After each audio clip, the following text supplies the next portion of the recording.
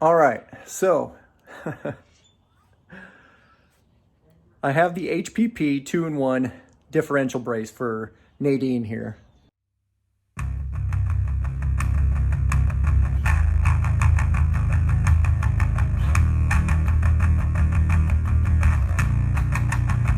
The 93 RX-7. And I'm getting pretty shaggy here. So this whole no going to the barber and all that stuff, it's quite interesting. Anyway, so finally found a way to get the studs out, because you have to remove those studs that I was showing in my previous video. So I was taking that video with my GoPro, and I was fighting those studs so bad I ruined 5 grade 8.8 nuts in the process of double nutting on those studs, trying to get them out, and they just would not come out. So finally, I did a ton of praying that, hey, please give me the answer, and finally came upon somebody who was actually removing broken studs by doing a weld bead on it and then putting a positive and a negative on it to create heat through, and then they were able to turn those broken studs out. Well, my studs weren't broken, so I'm thinking, oh crap, I'm not going to weld anything to anything underneath this car if I can help it. And eventually it came down to light bulb. I have 2 studs sticking out. Took the car battery, put the positive on the positive, negative on the negative, went underneath the car, and these monsters are hard as ever to get out. And so I put the opposite end of the jumper cable, put the positive on this one first. Actually, no, this was the second one. So I had the negative on this one. I had the positive on the other stud. So that stud, the one that had the positive on it, came out. It took a lot of wrenching still had to do the double nut process on it, but I was able to wrench it out. And then I went to take the other one out. Once again, I ruined another grade 8.8 nut, like the silver one here.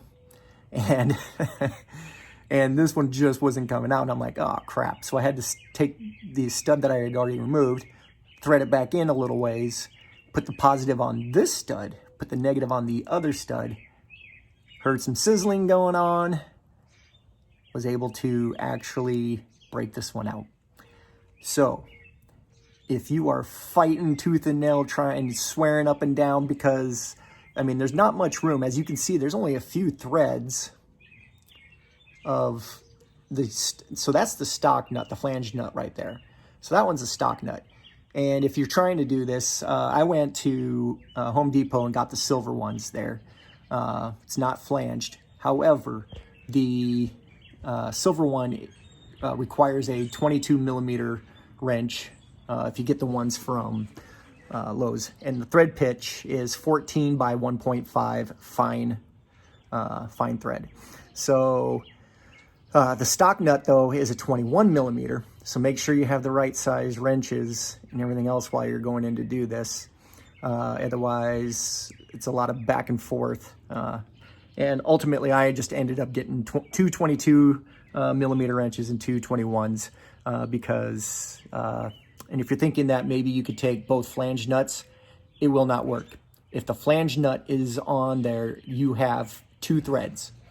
So two rotations of threads on that stud to put something on, and that's just not happening. So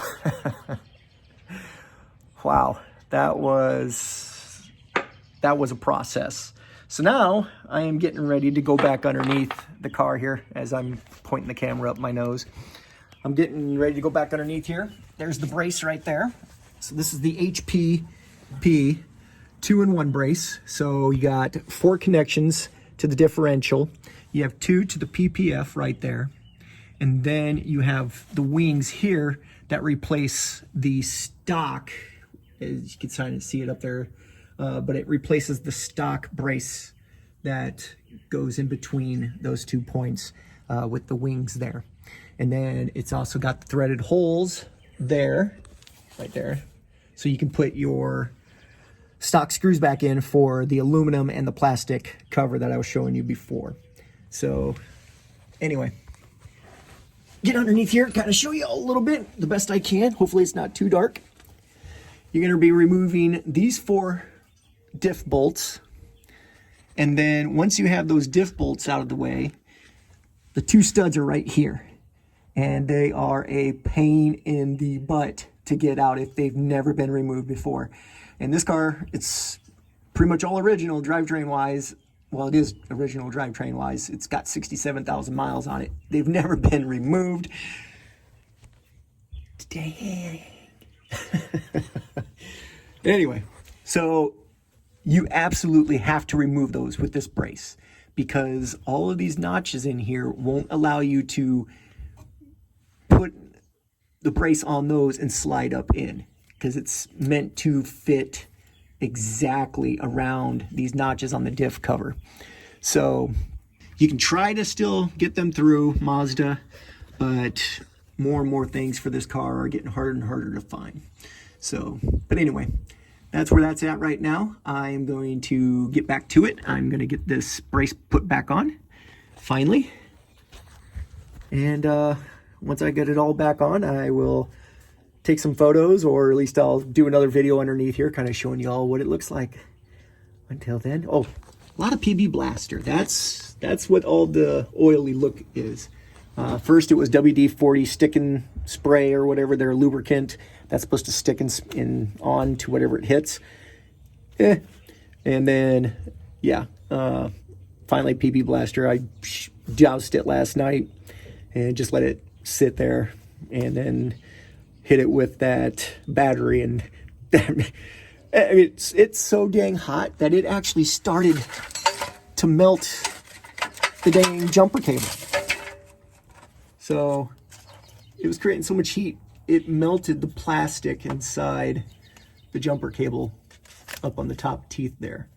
So, but yeah, that creates a ton of heat.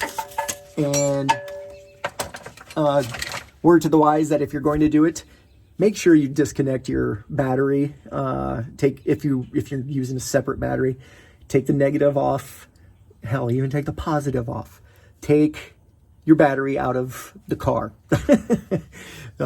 Once again, that was the stock battery in this car. I don't have any other battery hooked up. Matter of fact, I have a lot of my electronics and everything disconnected. Even the ECU is not connected right now because I'm doing a lot of stuff inside the car. So I'm not too worried about that, but getting you back out of the car. Oh. Anyway, I'm going to get that brace in right there, and I'll be back in a little while.